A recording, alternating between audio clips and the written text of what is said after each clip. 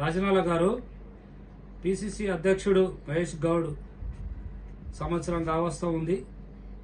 ఇప్పటి వరకు జిల్లా పర్యటన ఎందుకు చేయడం లేదు? ఏదైనా కుట్ర దాగుందా? మీకు చెప్పేది అన్ని మీకు ఎవరు చెప్తారు? ఇవన్నీ కుట్రలు గిట్రలు అవేం లేవు.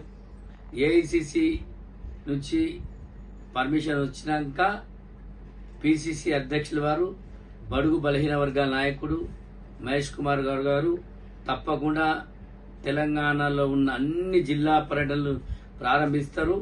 ప్రభుత్వం చేపట్టే పథకాలు ఏవైతున్నాయో ఆ పథకాలన్నీ ప్రజల్లో తీసుకెళ్ళడానికి మహేష్ కుమార్ గారు కంకణం కట్టుకొని మరి అన్ని జిల్లాలో తిరిగి అందరినీ కాంగ్రెస్ కార్యకర్తలందరినీ ఎవరైతే అసంతృప్తున్నారో వారిని అందరి చురుగ్గా చేసి ప్రభుత్వం చేసే పథకాలను ప్రజల్లో తీసుకెళ్ళడానికి తప్పకుండా ఆయన కృషి చేస్తాడు. తప్ప మీరు దాని యొక్క సీఎం కుట్రుందా ఇవన్నీ ఎందుకండి? మీకు ఎవరి కుట్ర లేవు.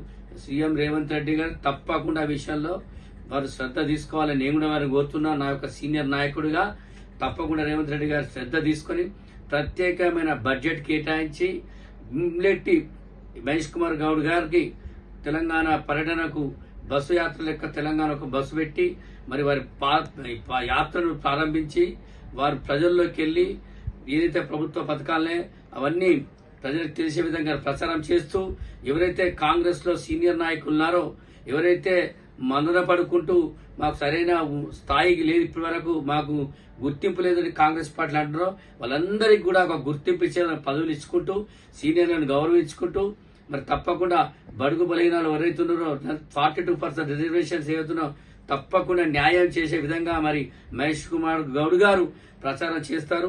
అందులో ఎటువంటి సందేశం లేదు. ఇప్పటికే కొంతమంది కార్యకర్తలు అసంతృప్తున్న వాళ్ళందరూ కూడా అధైర్యపడకండి.